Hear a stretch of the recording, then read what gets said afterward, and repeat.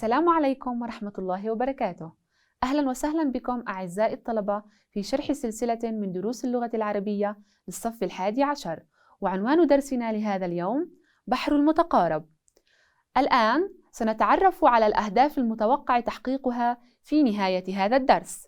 أولاً، استنتاج التفعيلة الأصلية لبحر المتقارب. ثانياً، توضيح الصور الفرعية للتفعيلة الأصلية. ثالثاً، بيان مفتاح بحر المتقارب. رابعاً، تقطيع أبيات على بحر المتقارب وتحديد تفعيلاتها. التعريف بعلم العروض وواضعه.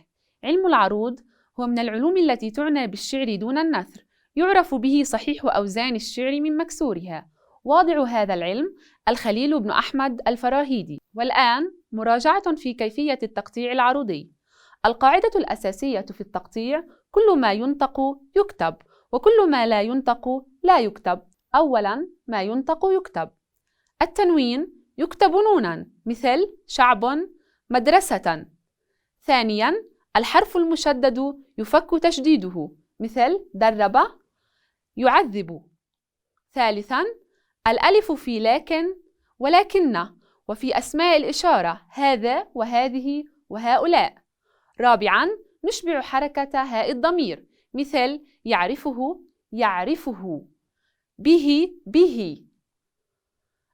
خامساً، نشبع حركة الحرف الأخير من صدر البيت وعجزه.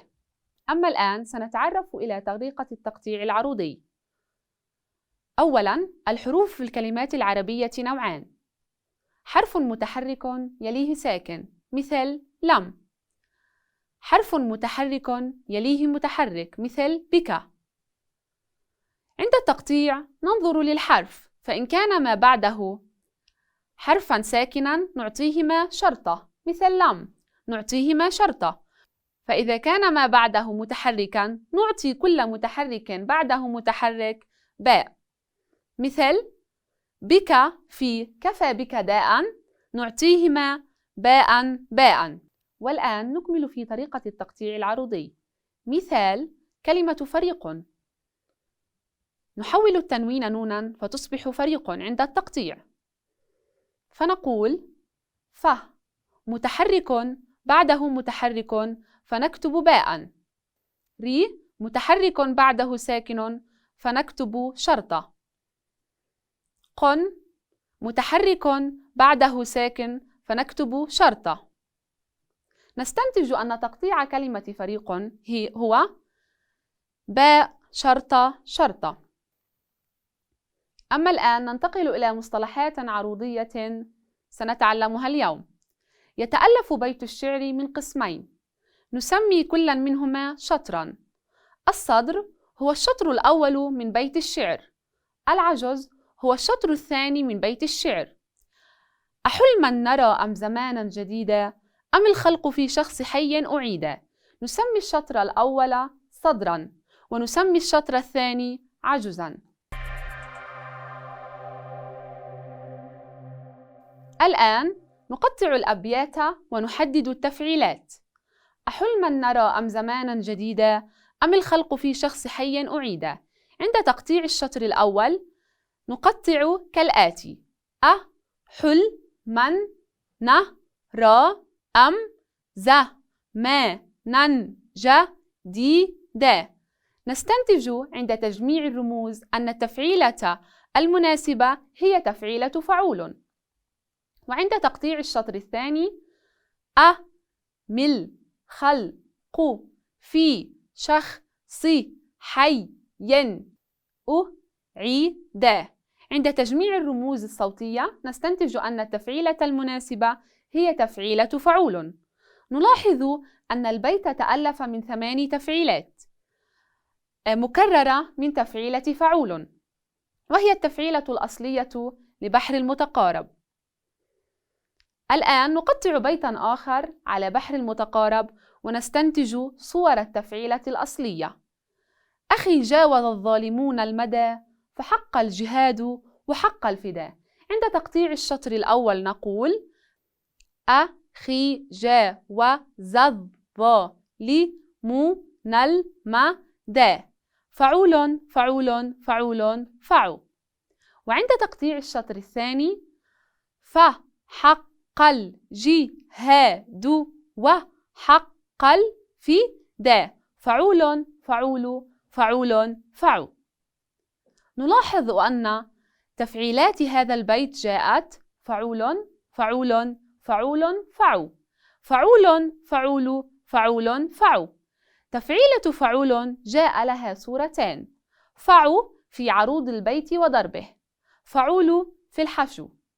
نستنتج أن التفعيلة الرئيسة لبحر المتقارب هي فعول، وترد 4 مرات في كل شطر. التفعيلة فعول لها صور فرعية، وهي فعو فعول فعول. والآن عزيزي الطالب نستنتج معا مفتاح بحر المتقارب. عن المتقارب قال الخليل: فعول فعول فعول فعول. فوائد: العروض هي التفعيلة الأخيرة في الشطر الأول، أي التفعيلة الأخيرة في الصدر.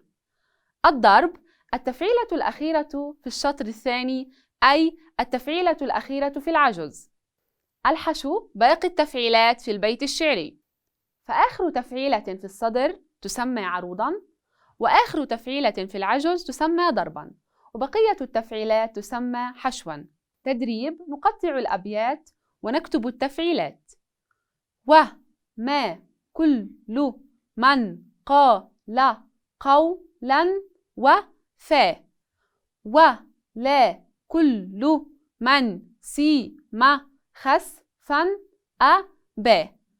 التفعيلات هي فعول فعول فعول فعو فعول فعول فعول فعو. إلى بيت آخر: إذا كنت في حاجة مرسلا فأرسل حكيما ولا توصه.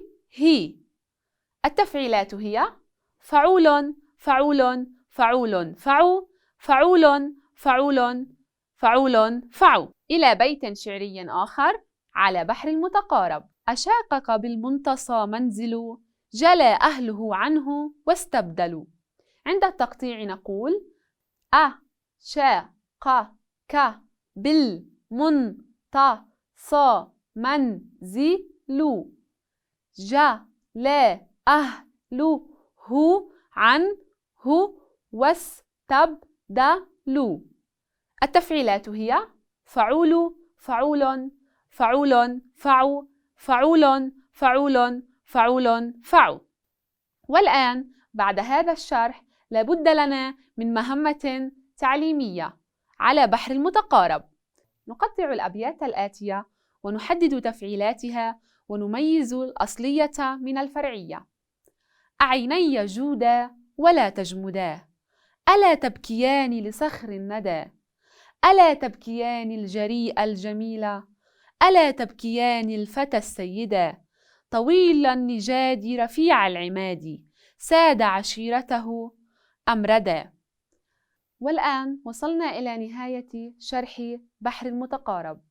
وفقكم الله طلابنا الأعزاء، وشكرا لكم على حسن استماعكم، والسلام عليكم ورحمة الله وبركاته.